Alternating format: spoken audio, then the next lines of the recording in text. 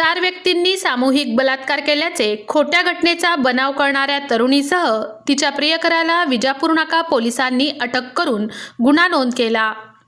विजापूर नाका पोलिसांनी केलेल्या या दमदार कामगिरीचे सर्वत्र कौतुक होत आहे। दिनांक 18 मार्च रोजी रात्री 8:30 वाजता माझ्यावर चौघांनी मिळून सामूहिक बलात्कार केल्याची माहिती डायल 112ला देण्यात आली। त्यानंतर विजापूर नाका पोलिसांनी सदर घटनेचा बारकाईने चौकशी करून आरोपी तरुणीची मानसिक शारीरिक परिस्थिती, सीसीटीव्ही फुटेज, मोबाईल नंबर, वैद्यकीय तपासणी, महिलेची मैत्रीण, महिलेचे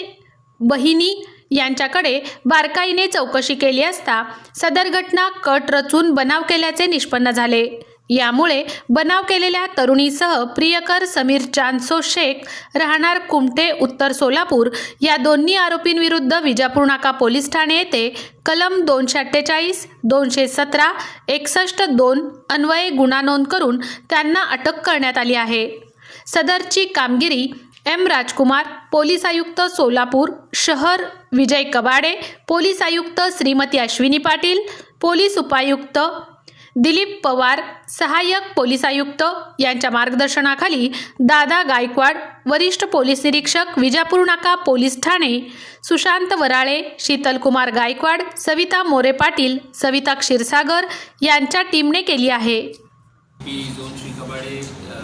क्राइम श्रीमती पाटील, पीआई श्री गायकवाड वराळे,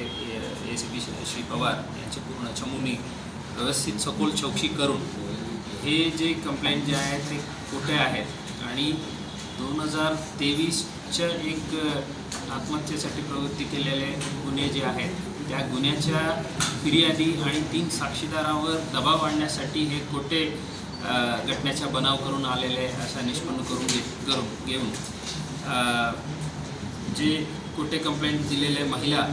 आणि तिचे प्रियकर समीर शेख यांच्या विरुद्ध BNS कलम 248, 217, 61(2) अन्वये गुन्हे दाखल करून त्यांना अटक करून आता पुढील तपास चालू आहे। सर उद्याच्या भरती प्रक्रिया सर हां सर उद्या